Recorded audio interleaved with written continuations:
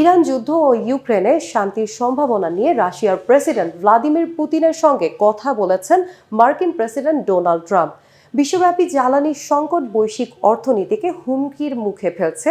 সোমবার পুতিন এমন সতর্কতা জানানোর কয়েক ঘন্টা পর দুই প্রেসিডেন্ট ফোনে কথা বলেন। পরিস্থিতি সামাল দিতে রাশিয়ার তেলের বিরুদ্ধে আরোপ করা কিছু নিষেধাজ্ঞা প্রত্যাহারের কথা জানিয়েছেন ট্রাম্প। বিশ্বের মোট তেল ও প্রাকৃতিক গ্যাস রপ্তানির 20% হয় ইরানের সীমান্তবর্তী হরমুজ প্রণালী দিয়ে। গত 28 ফেব্রুয়ারি ইরানে যুক্তরাষ্ট্র ইসরায়েলের যৌথ হামলা শুরুর পর কৌশলগত দিক দিয়ে গুরুত্বপূর্ণ ওই নৌপথে জ্বালানি তেল পরিবহন কার্যত বন্ধ আছে।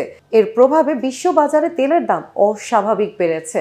রুশ প্রেসিডেন্ট পুতিনের সঙ্গে ফোনে কথা বলার পর গণমাধ্যমকে ট্রাম্প বলেন, আমরা কয়েকটি দেশের বিরুদ্ধে নিষেধাজ্ঞা আরোপ করেছি। পরিস্থিতি স্বাভাবিক না হওয়া পর্যন্ত আমরা সেগুলো বাতিল করব। ট্রাম্প কোনো সুনির্দিষ্ট দেশের নাম বলেননি, এমনকি কোন ধরনের নিষেধাজ্ঞা বা সেটা কিভাবে বাতিল করবেন সে বিষয়েও কিছু জানাননি।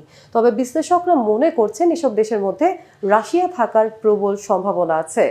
ক্রেমলিন জানিয়েছেন ট্রাম্প পুতিনকে ফোন করেছিলেন। এটি চলতি বছরে এই দুই নেতার মধ্যে প্রথম ফোন আলাপ। তারা ইরান যুদ্ধ দ্রুত শেষ করার, রাশিয়ার ধারণা, ইউক্রেনের সামরিক পরিস্থিতি এবং বিশ্ব তেলের বাজারে ভেনেজুয়েলার প্রভাব নিয়ে আলোচনা করেন। নিজের ফ্লোরিডার গলফ ক্লাবে এক সংবাদ সম্মেলনে ট্রাম্প বলেন, প্রেসিডেন্ট পুতিনের সঙ্গে আমার বেশ ভালো আলাপ হয়েছে। পুতিন ইরান প্রসঙ্গে সাহায্য করার আগ্রহ প্রকাশ করেছেন।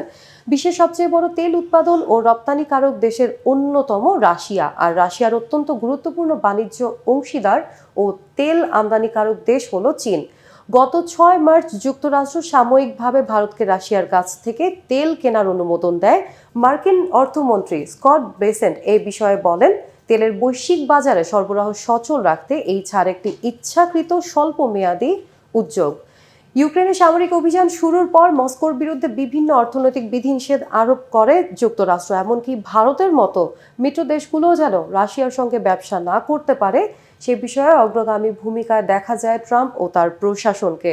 তবে এক্ষেত্রে ব্যতিক্রম সৃষ্টি করে নরেন্দ্র মোদীর ভারত জ্বালানি সংকট কাটিয়ে ওঠার জন্য রুশ তেল কেনার অনুমতি দেন ট্রাম্প।